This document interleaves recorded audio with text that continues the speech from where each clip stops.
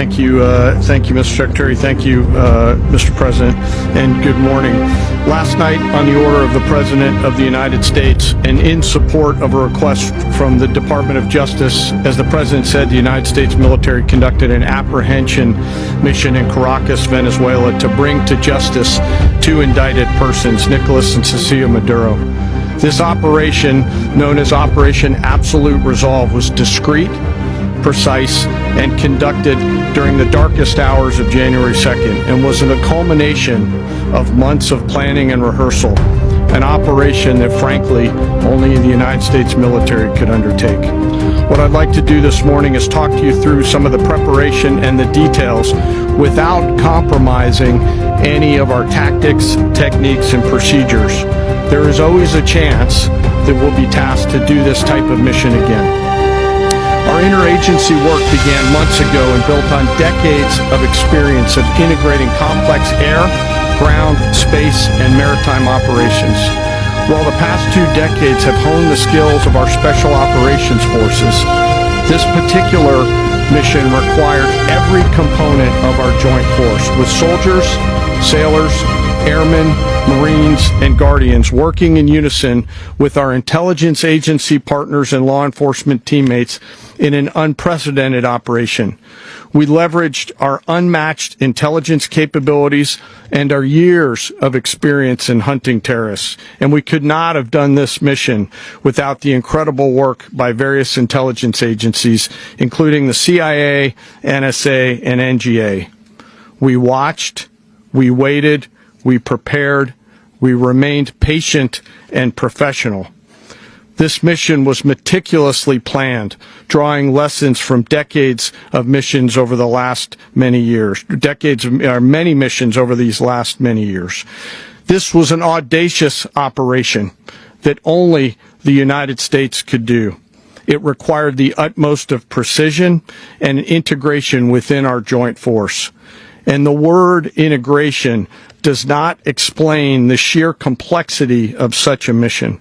An extraction so precise it involved more than 150 aircraft launching across the Western Hemisphere in close coordination, all coming together in time and place to layer effects for a single purpose: to get an interdiction force into downtown Caracas while maintaining the element of tactical surprise. Failure of one component of this well-oiled machine would have endangered the entire mission, and failure is never an option for America's joint force. Those in the air over Caracas last night were willing to give their lives for those on the ground and in the helicopters. Let me talk a little bit about the preparation. After months of work by our intelligence teammates to find Maduro and understand how he moved, where he lived, where he traveled, what he ate, what he wore, what were his pets, in early December, our force was set pending a series of aligned events. Key was choosing the right day to minimize the potential for civilian harm and maximize the element of surprise, and minimize the harm to the indicted personnel so, as the President said, they could be brought to justice. And as the President said earlier today, weather in Venezuela is always a factor this time of the year. And over the weeks through Christmas and New Year's, the men and women of the United States military sat ready, patiently waiting for the right triggers to be met and the President to order us into action. Last night, the weather broke just enough, clearing a path that only the most skilled aviators in the world could maneuver through. Ocean, mountain, low cloud ceilings. But when tasked with a mission, this organization does not quit.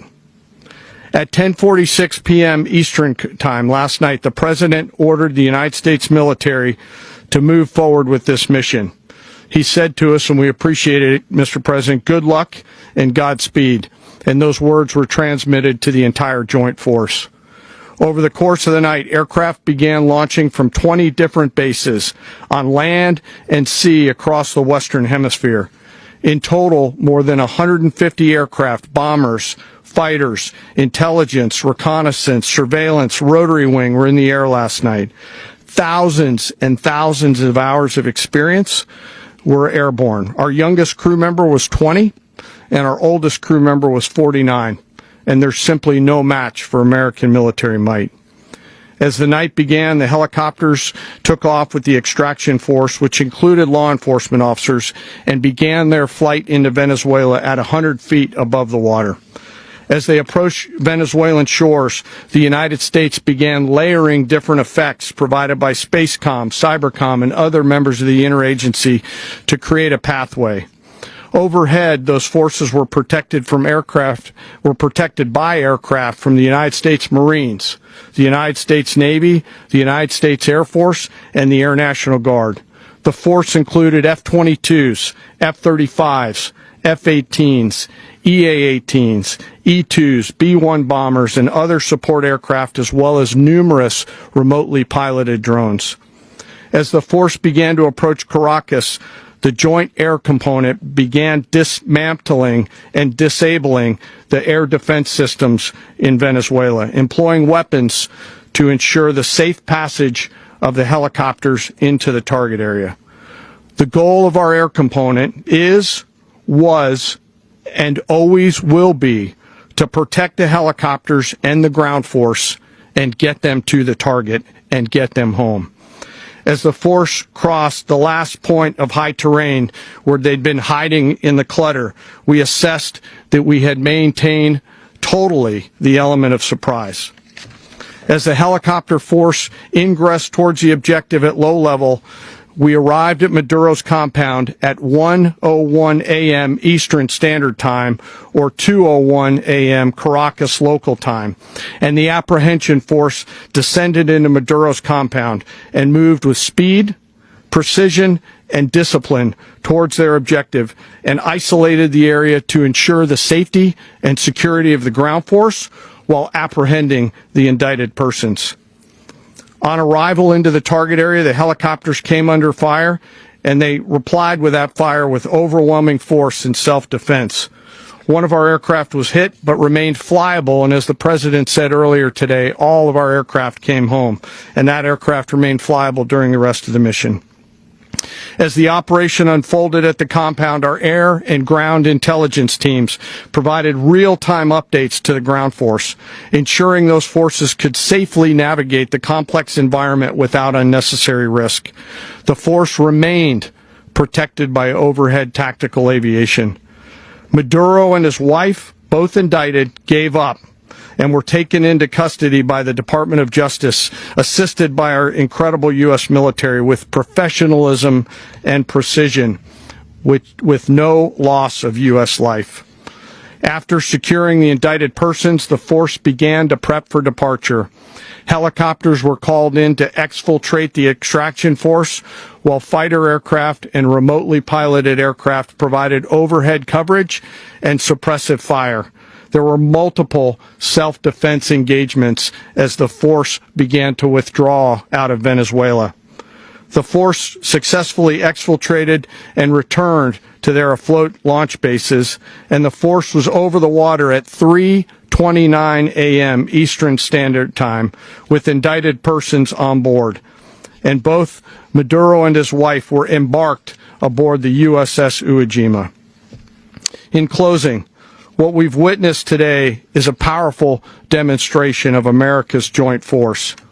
We think, we develop, we train, we rehearse, we debrief, we rehearse again and again, not to get it right, but to ensure that we cannot get it wrong.